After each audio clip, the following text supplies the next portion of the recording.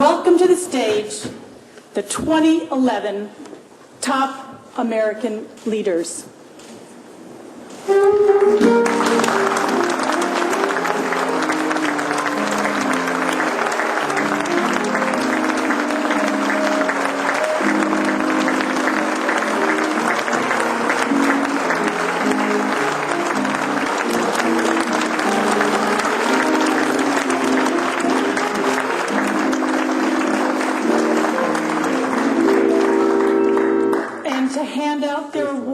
I'd like to welcome the publisher of the Washington Post, Catherine Weymouth, and David Gergen, the director of the Center for Public Leadership at the Harvard Kennedy School.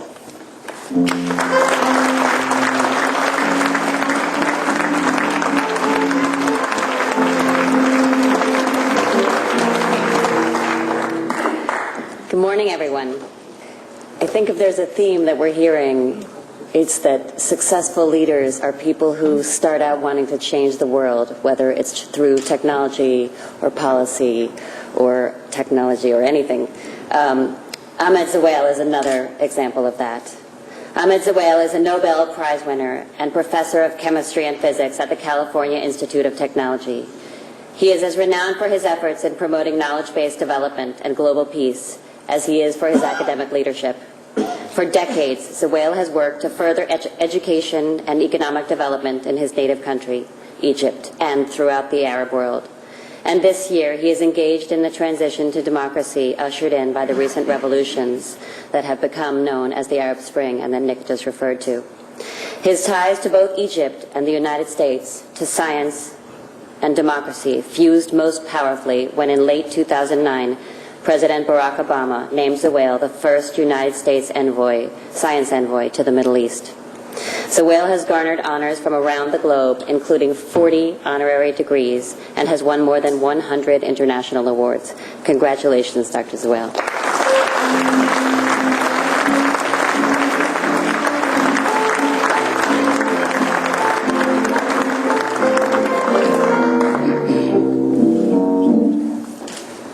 Thank you very much. When one receives an award in his or her own field of endeavor, one feels good about the recognition of peers. But when one receives an award that transcends professional boundaries to acknowledge services to humanity, it becomes exceptionally rewarding. I am profoundly honored to accept the Top American Leader Award from two of America's most distinguished institutions in journalism and academia, the Washington Post and Harvard Kennedy School of Government. Early in my academic career, I received a professorial offer from Harvard. However, as I began to write on public affairs, I soon realized that it was easier to receive an academic offer from Harvard than to get an op-ed into the Washington Post. I do hope that this award will change this practice.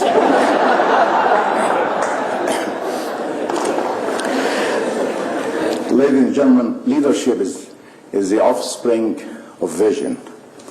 Of paramount importance to effective leadership is the ability to inspire others with one's vision to dream of a better future.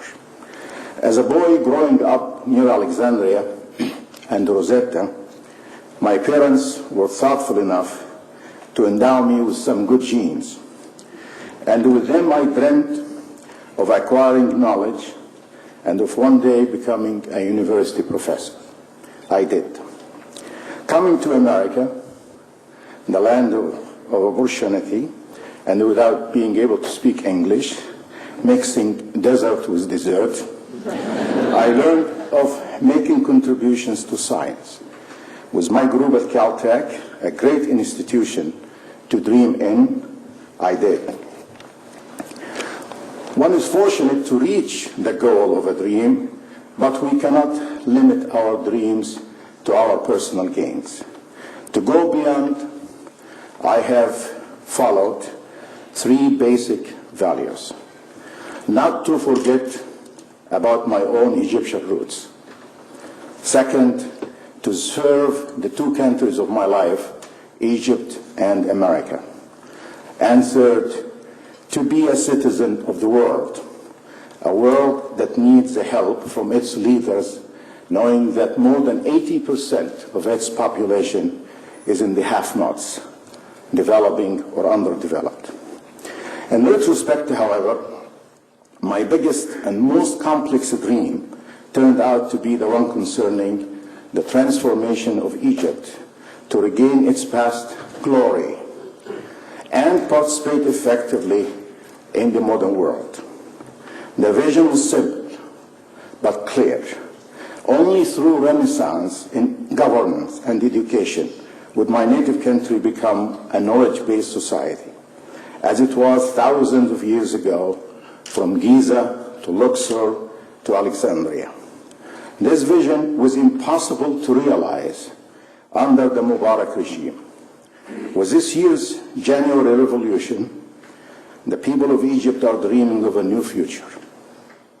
Despite the rocky roads ahead, I remain optimistic. A few days ago, more than 60% of eligible voters went to the polls in the first democratic parliamentary election, a historic milestone in more than 50 years of modern history. The revolution, besides its success in ousting a 30-year-old ruling, is also enabling the vision I dreamed for over 12 years. The transformation of Egypt's education system to shape a knowledge-based society is now beginning to materialize. The government has just inaugurated the Zouel City of Science and Technology, which we hope will become Caltech of the Middle East. These leaps forward would not have been possible without the sacrifice of thousands of lives in the January Revolution. To them, I dedicate this award for their leadership in the pursuit of liberty and for the hope they have planted for the future. Thank you very much.